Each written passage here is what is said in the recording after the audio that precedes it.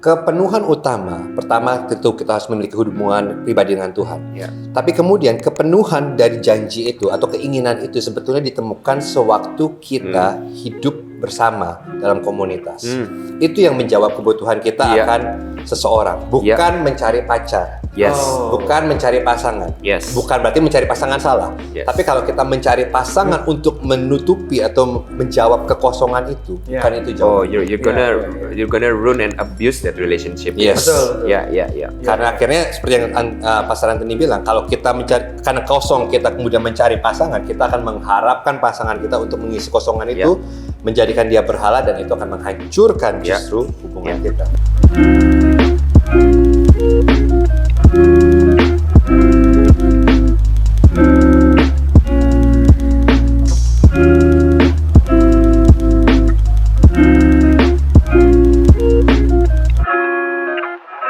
Nah, itu sebuah bukti yang Nah, mungkin jadi kalau kita bisa conclude ya, kita bisa simplify poin yang pertama ini. Jadi kalau di kejadian tadi yang kita lihat, itu kan konteksnya karena Tuhan itu sedang membangun bangsa, umat pilihannya lewat bangsa Israel. Sehingga untuk memenuhi mandat itu, of course, perintahnya adalah untuk menikah dan beranak cucu. Ya, tapi di perjanjian baru konteksnya sudah berubah, gitu ya, bahwa fokusnya bukan hanya melahirkan anak-anak biologis, tapi lebih dispesifikkan, gitu ya. Yaitu di kejadian 2 tadi, kalau di perjanjian baru ya mandatnya di Matius 28, Benar. gitu ya, untuk menjadikan segala bangsa muridku. Atau dengan kata lain bukan sekedar anak-anak jasmani, tapi anak-anak rohani. Benar. Di dalam Benar. Tuhan, Exactly. seperti itu ya. Nah, maka dari itu, kalau kita mengerti itu, maksud ayat yang tidak baik bagi manusia untuk seorang diri, sendirian. itu sekarang konteksnya berbicara memang benar. Kita tidak diciptakan untuk sendiri. Ya. Tetapi di perjanjian baru kita diciptakan untuk hidup bersama dalam sebuah komunitas yang kita sebut gereja. Tidak limited hanya pada pernikahan perkawinan saja gitu ya. Betul. Jadi kita diciptakan untuk menghidupi gambar dan rupa Allah itu bersama-sama dengan saudara-saudari kita dalam Kristus. Karena itu komunitas dan tertanam dalam sebuah gereja itu bukan pilihan, itu keharusan di perjanjian baru. Gak ada orang namanya yang penting hubungan aku dengan Tuhan. Gak ada di perjanjian baru. Tidak ada. Walaupun hari ini kita sering dengar ya. Yang penting kan aku baik sama Tuhan. Gak ke gereja gak masalah. Perjanjian baru tidak memiliki konsep itu. Semua orang yang percaya ada dalam sebuah komunitas, menghidupi bersama-sama. Karena kebutuhan itu, seperti yang saya bilang, bahkan di kejadian 2 pun, Adam yang sudah memiliki hubungan yang sempurna dengan Tuhan tanpa dosa loh, dosa belum masuk, Tuhan sudah berkata, gak bisa buat Adam sendirian. Apalagi kita yang hari ini hidup di dunia dalam dosa, dan kita semua sudah dipengaruhi oleh kuasa dosa. Kita lebih membutuhkan komunitas daripada Adam. Setuju. Nah, ini kalau kita terusin, ini topik ini akan bisa melebar, kita berbicara tentang komunitas, gereja, kita bisa berbicara tentang pernikahan gitu ya. Tapi mungkin hari ini khusus di episode yang kali ini, kita akan mungkin banyak bicara ini kita spesifikkan dalam konteks ke singleness-nya. Karena tujuannya adalah supaya orang-orang yang single, ya orang-orang yang mungkin udah hidup melajang, belum punya pasangan ini, mereka bisa melihat identitas mereka dan musim kehidupan mereka sekarang ini dengan kacamata yang lebih sehat, lebih biblical. Nah, itu mungkin yang akan kita spesifikkan. Gitu ya.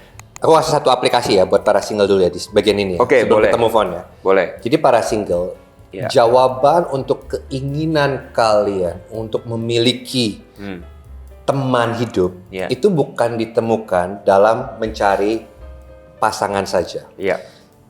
Kepenuhan utama, pertama tentu kita harus memiliki hubungan pribadi dengan Tuhan.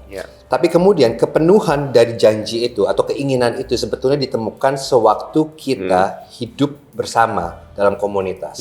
Itu yang menjawab kebutuhan kita akan seseorang, bukan mencari pacar. Bukan mencari pasangan. Bukan berarti mencari pasangan salah. Tapi kalau kita mencari pasangan untuk menutupi atau menjawab kekosongan itu, bukan itu jawaban. You're gonna ruin and abuse that relationship. Karena akhirnya seperti yang Pastor Anthony bilang, kalau kita mencari karena kosong kita kemudian mencari pasangan, kita akan mengharapkan pasangan kita untuk mengisi kosongan itu, menjadikan dia berhala, dan itu akan menghancurkan justru hubungan kita. Dan itu kita bisa lihat di dalam pernikahan terjadi demikian. Betul. Waktu mereka salah mengerti hal ini kan. Karena pernikahan itu juga sebenarnya tidak didesain untuk itu. Ya. Nah, aku pribadi pun juga setuju dengan yang Yosi bilang tadi ya. Ya, kita di dalam pastoral kita udah sangat sering ya melihat Pastor Henry ya. Ketemu. Bukti dan contoh ya. Bagaimana orang yang tadinya merasa pacaran, pernikahan itu bisa menyelesaikan masalah mereka ini. Kalau mereka nggak menghidupinya dengan benar di dalam konteks ini tadi, sebenarnya adalah konteksnya itu gereja, at the end of the day, hubungan itu malah akan banyak menyusahkan mereka, bukan malah membawa kebaikan dalam kehidupan mereka. Nah, ini ada satu ayat yang di dalam tadi yang Pastor Anthony singgung, 1 Korintus pasal 7, yang tentang perkawinan. Nah, di ayat 9, si Rasul Paulus ini dia ada mengungkapkan sebuah ayat yang mungkin saya bacakan supaya kita bisa bahas. Tetapi kalau mereka tidak dapat menguasai diri, baiklah mereka kawin. Berarti ini kan menyatakan Paulus tidak menentang perkawinan. Sebab lebih baik kawin daripada hangus karena hawa nafsu. Nah, ini mungkin saya pengen tanya, ayat ini kan bisa menjadi ayat andalan. Seperti tadi Kejadian pasal 2. Andalan buat apa? Para jomblo. Nah, tuh kan kita harus kawin, kalau enggak nanti kita berbuat dosa daripada hangus kena hawa nafsu. Benar. Ya kan? Nah, bagaimana Pastor Yosia melihat ayat ini bahwa jangan sampai dipelintir dan disalahgunakan, di-abuse oleh para jomblo yang sudah kepepet, sudah diserang, kapan, mana pasangannya. Nah, dia pakai ini. Nah, ini mumpung bahas ini ya. I think kita masuk ke bagian kedua ini, mungkin kita perlu bahas myths. Gitu mitos-mitos yang berhubungan dengan singleness yang menurut kamu tuh keliru dan harus di-clarify. Gitu. Nah, salah satunya mungkin ya mumpung Pastor Henry lagi bahas ini, let's start with this. Gitu ya. Kita sering banget kan dengar gitu ya. Bahkan mungkin kadang dari hamba Tuhan juga loh.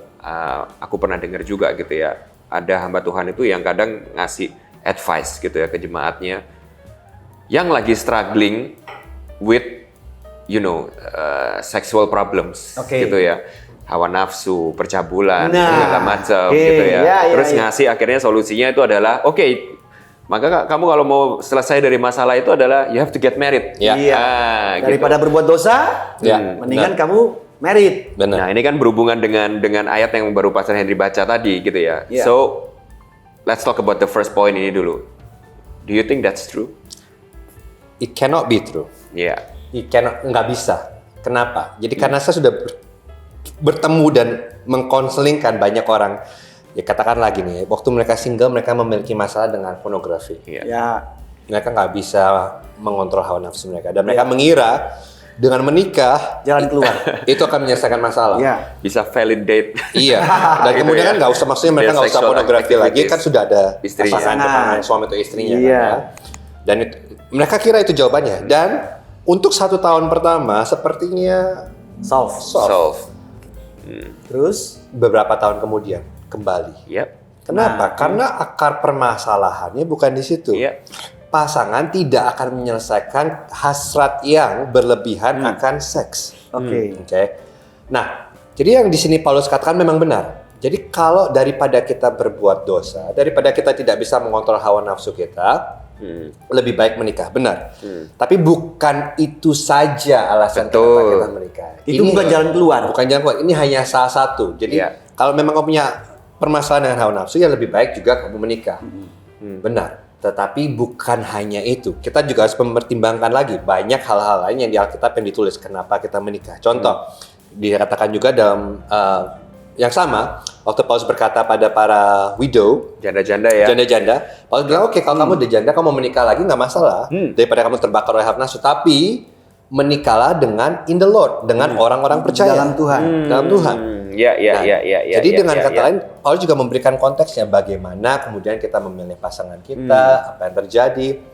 Nah, jadinya kita harus melihat Alkitab secara holistik. Nah, kalau diambil ayat ini, lebih baik aku menikah daripada aku hangus kebakar dengan hawa nafsu, hanya lihat ayat itu, ya kita sudah abuse ayat itu. Kita harus lihat secara holistik ya. Nah, secara holistik, dan kita mulai menyadari bahwa ternyata bahkan nanti kita akan menemukan seperti yang lo bilang, pernikahan itu sebetulnya tidak menyelesaikan masalah.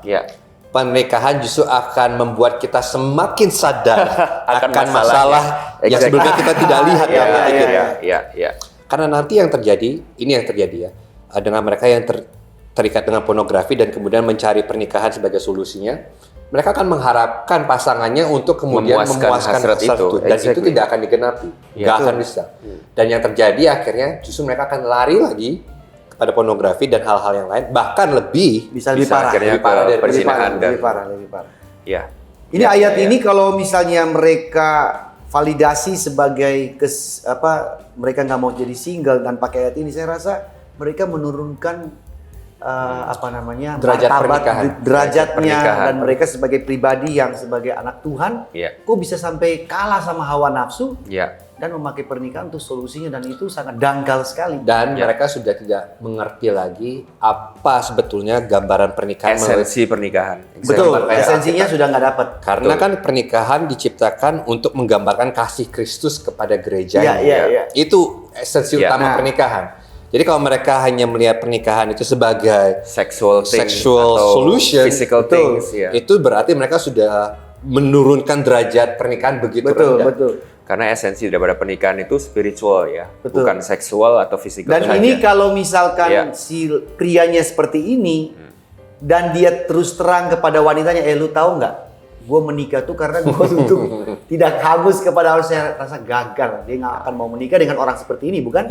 Karena hanya demi pemuasan hawa nafsunya. Ya, ini penting ya. Jadi buat teman-teman yang mungkin nonton ini penting gitu, bahwa pernikahan itu bukan semata-mata cuman sebuah solusi untuk masalah seksual. Betul. Kita aja itu harus tahu. Gitu itu penting digarisbawahi, karena anak muda kan salah satu strugglingnya adalah di dalam area seksual.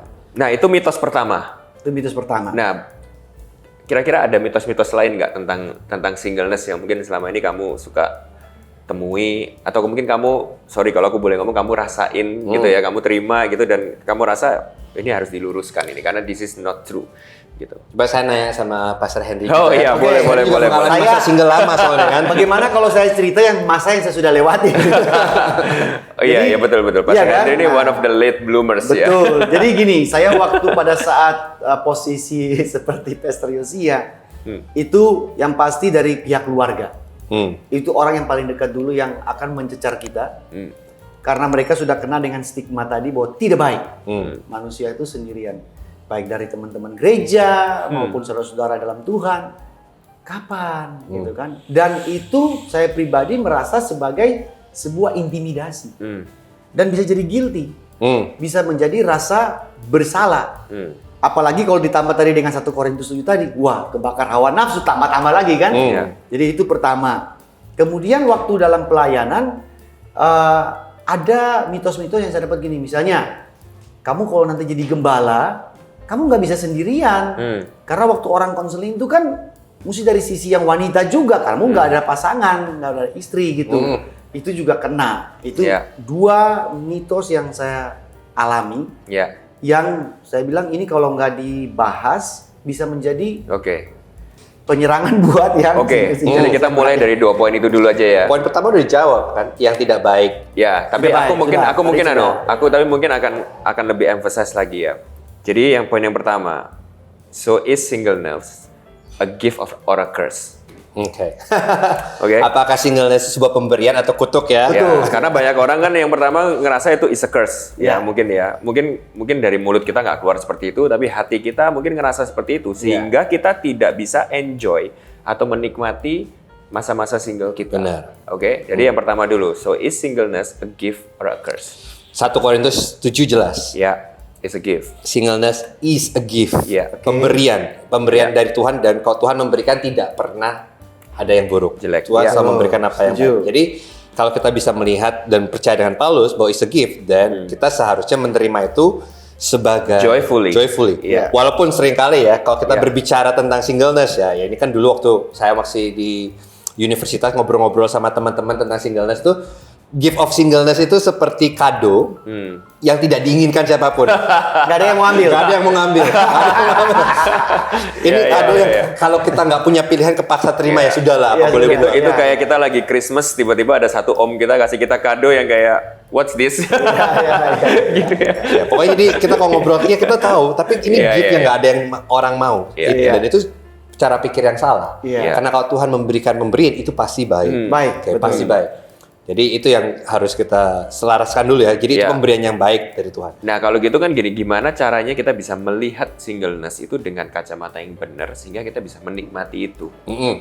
Nah jadi ada seperti yang tadi udah dibahas ya. Jadi kan kalau kita sudah punya lensa yang benar tentang singleness, kita mulai menyadari dan Paulus sendiri berkata bahwa singleness ini diberikan dari Tuhan baik, tapi ada tujuan. Melayani. Apa tujuannya? Dia bilang, Paulus berkata di 1 Korintus 7, ini supaya kamu bisa melayani Tuhan dengan sepenuh hati, dengan gak perlu fokus kepada perkara Tuhan. Iya, gak perlu pusing dengan perkara-perkara duniawi. Iya. Jadinya kalau kita melihat singleness dari lensa itu adalah sebuah pemberian yang sangat indah. Karena ya seperti saya bilang, saya bisa ada di sini, bisa pergi seringkali karena saya masih single. Kalau nggak bisa. Dan itu adalah pemberian.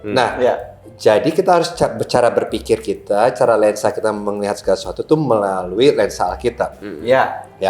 Dan ini yang saya clearkan ya pada para single ya. Single, kita tidak lebih rendah daripada mereka yang sudah menikah. Amen. Sehingga tidak perlu merasa guilty. Tidak perlu merasa guilty. Merasa malu. Merasa itu bisa emosi-emosi yang muncul kalau dicecer sama benar.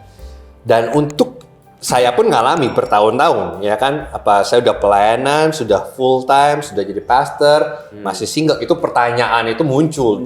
Maaf, apakah ini saya mau menyamakan pengalaman aja? Apakah Pastor Yosia juga ada mengalami sampai menghindar datang kepada pernikahan-pernikahan? Kan ditanyain hal seperti itu, karena kalau kita datang pernikahan tuh pasti pertanyaan mana, kapan kan? Benar. Apa ada perasaan itu juga, pengalaman itu?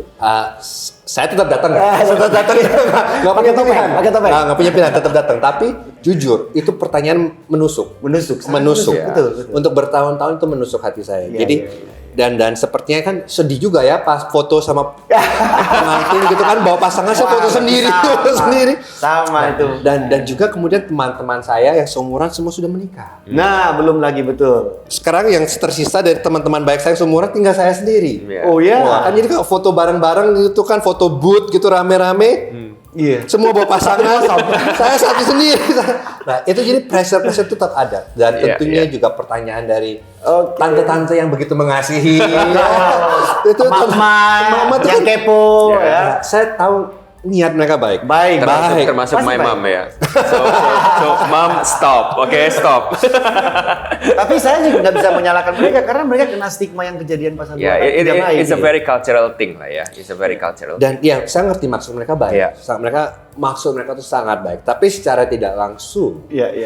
Pesan yang disampaikan dari semua komen itu adalah selama kamu masih single, kamu itu belum menghidupi kehidupan yang seharusnya yang seutuhnya. Betul. Dan itu buat saya secara nggak langsung akan membuat mental saya down tiap kali ke pernikahan. Intimidasi. Nah, puji Tuhan, semakin saya mengerti Injil, semakin saya dibebaskan. Hari ini saya cuek. Saya bisa berkata saya kemarin baru dari pernikahan, baru khotbah di pernikahan, cuek. Mau semua orang ngomong senyum saja. Mau dikenalin, entar tante kenalin ya. Ya boleh, silakan tante. Senyum saja. Nggak masalah. Memang secara logika manusia sepertinya kalau kita tidak memiliki pasangan, kita itu disadvantage dalam pelayanan.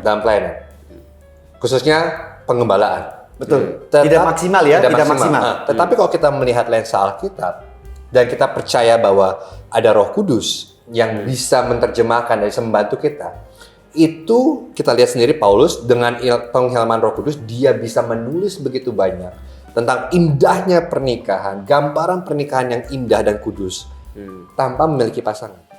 Masih penasaran ya?